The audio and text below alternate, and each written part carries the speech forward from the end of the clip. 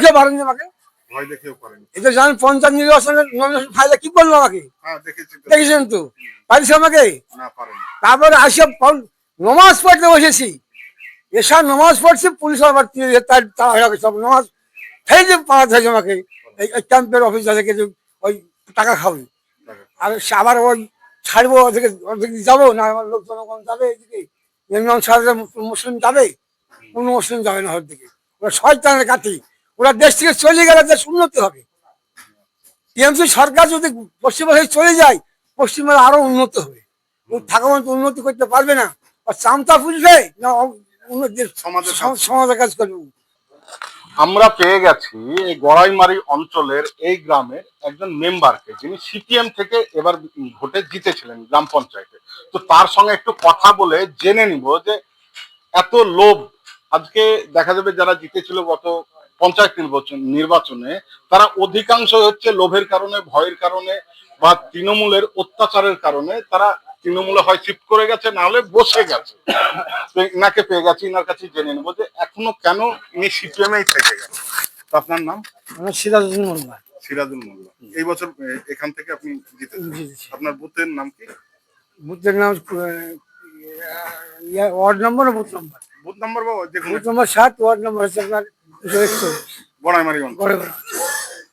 তো এই যে এত লোভ দেখাচ্ছে মানুষকে, আমরা তো অন্যান্য জায়গায় জানি যেখানে বিধায়কও চলে যাচ্ছে, সাংসদও চলে গেছে বিভিন্ন রাজনৈতিক দলের, আর পঞ্চায়েত মেম্বার, পঞ্চায়েত সমিতি, জেলা পরিষদে তো অহরহ যাচ্ছে। সেই জায়গায় দাঁড়িয়ে আপনাকেও নিশ্চয়ই ওরা রাজনৈতিক তো না, ওরা ব্যবসায় পরিণত হয়েছে। আমরা ব্যবসায় পরিণত না, আমরা রাজনীতি করি, একই জায়গায় থাকি, একই দল করি, ইনশাল্লাহ এখন করেও যাবো। গ্রামের লোক, পাড়ার লোক আমার পাশে আছে, সকল সময় থাকবে পাশে আমার। এই যে মমতা সরকার, ভাঁওতাবাজি সরকার, মুসলমানদের এক অঙ্গ ভাঙলো, অকাবলি, অকাব সম্পত্তিটা মুসলমানের একটা অঙ্গ। উনি বললেন যে দিল্লি যাই আন্দোলন করা, পশ্চিমবঙ্গ আন্দোলন হবে না, পশ্চিমবঙ্গে থাকি যাবে। উনি বললেন যে আমার অকাবে চলবে না আমার পশ্চিমবাংলায়। উনি সই করে দিয়ে আসি অকাব গোরস্থান মুসলমানদের, ও একটা অফিসার কথা না হলে সেখানে গোরস্থান মাটি দিয়ে যাবো না। এই তো সরকার আমাদের, কে কন্যাশ্রী ভাতা দিচ্ছে, 1,500 টাকা ভাত একটা মাসে কি হয়, ভাতা ঘর থেকে দিছে, আমার সাধারণ মানুষের পয়সা ট্যাক্সের টাকা দিয়ে দিচ্ছে। এই যে মানুষকে প্রলোভন দিয়ে দিচ্ছে ভোট দাও, সে খেলবে না, সাধারণ মানুষ খেলবে না। ওর রগ বুঝিয়ে দিয়েছে, ওর দাদা দাদি, ওর দিদি ভাইপোর রগ মানুষ সবাই বুঝিয়ে দিয়েছে, সবাই বুঝিয়ে দিয়েছে। ওদের খেলা চলবে না, কোনো জায়গাতেই চলবে না। চলবে ওরা যা চামচা আছে, পয়সা খাওয়ায়, বিভিন্ন রকমের পয়সা দিয়ে ব্যবহার করে, তারা চলবে। তাছাড়া তারা এবার আসে তার বলা মুশকিল আছে। অনেকগুলো আমার গ্রামে আছে, ওই চামচা আছে, মমতা দিয়ে চামচা আছে, অনেকগুলো চামচা আছে। চামচাকে হয়তো পয়সা একটা কোটাল দিয়েছে, পয়সা দিয়েছে, চামচ দেওয়া যায়। সেই চামচা যে স্পটে দাঁড়াবে কিনা তাও সম্ভব আছে।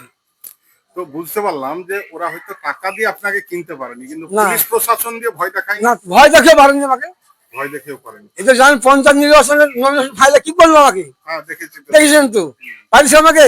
না পারেন। তারপরে আসে নমাজ পড়তে বসেছি, এসব নমাজ পড়ছি, পুলিশ আবার তার সব নমাজ খেয়ে যে পাড়াতে হয়েছে আমাকে এই ক্যাম্পের অফিস থেকে, যে ওই টাকা খাবে। আর আবার ওই ছাড়বো ওদিকে, ওদিকে যাবো না, আমার লোক জনগণ যাবে এদিকে, ইমাম সাহেব মুসলিম যাবে, কোনো মুসলিম যাবে না ওর দিকে। ওরা শয়তানের কাঠি, ওরা দেশ থেকে চলে গেলে দেশ উন্নতি হবে। টিএমসি সরকার যদি পশ্চিমবঙ্গে চলে যায়, পশ্চিমবঙ্গে আরো উন্নত হবে। ও থাকা মতো উন্নতি করতে পারবে না, আর চামচা ফুলবে না উন্নতির সমাজের কাজ করবে। ও চামচা ফুলছে, শেষ হয়ে গেল, মানে দুর্নীতিতে পুরো সমাজটাকে নষ্ট করে দিয়েছে, নষ্ট করে দিয়েছে। সাধারণ মানুষ আমাকে তো 1,500 টাকা ভাতা দিচ্ছে, আমি মানিয়ে দিছি। আরে সর্বনাশ, আমাকে 1,500 টাকা সরকার দিচ্ছে, কার টাকা দিছে? উনি ঘর থেকে টাকা দিচ্ছেন, আমার আপনার অন্য মানুষের মতন ট্যাক্সের টাকালি ওকে দিচ্ছে, সে তোমাকে দেবো, তুমি পর এরকম ভাষা দিয়েছে। সে গুড় আর হবে না, ওখানে ন্যাস গুটাক, ন্যাস গুটাক ওই ভাই বগলে ন্যাস গুটাক এখন আর আর খেল হবে না পশ্চিমবঙ্গে। তো আপনার বুথে কত ভোটার টোটাল? আমার 800 850 ভোট। 850 ভোট।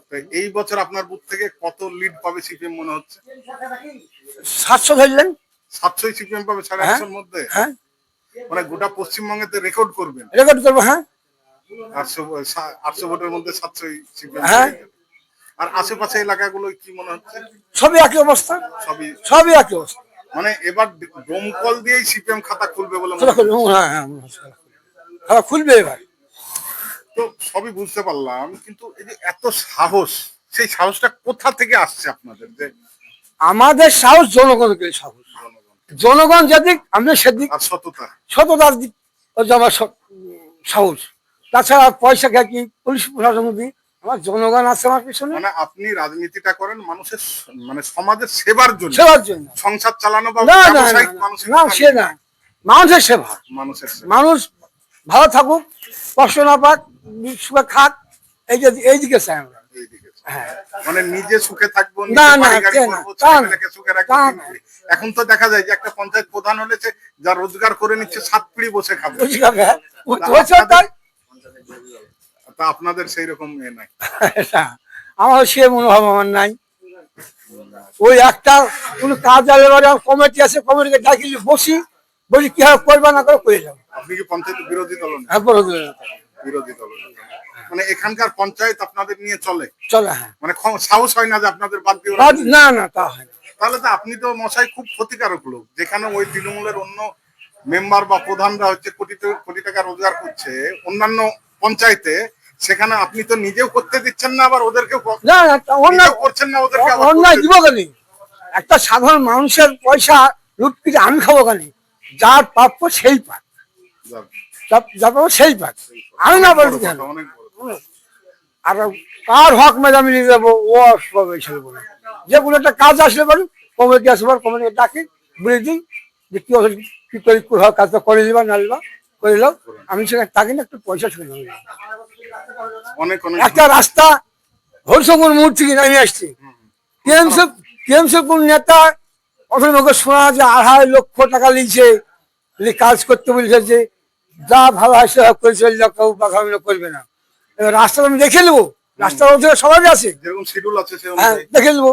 এবার কিছু লোক বললো সিভিল অনুযায়ী কাজ করো, ও থুই পালিয়ে গেছি। রাস্তা দেখি, আপনার দেখেন আসেন মানুষের রাস্তা। এই শহর টিএমসি নিচ্ছি বল, বল থাকবে না, এবার পুটি হয়ে যেতে হবে, ক্ষতি হয়ে যেত বল মাত্র। বল থাকবে না। অনেক অনেক ধন্যবাদ আপনার জন্য। সত্যি গর্ব লাগছে যে এখনো এইরকম মানুষও আছে। এমন নয় যে প্রচুর পয়সাওয়ালা। আমি ওনার বাড়ি গেছিলাম, একটা সাধারণ একতলা বাড়ি যেরকম হয় আর 5টা সাধারণ মানুষের, তো সেই রকম একজন মানুষ যার কোনো লোভ নাই, লালসা নাই।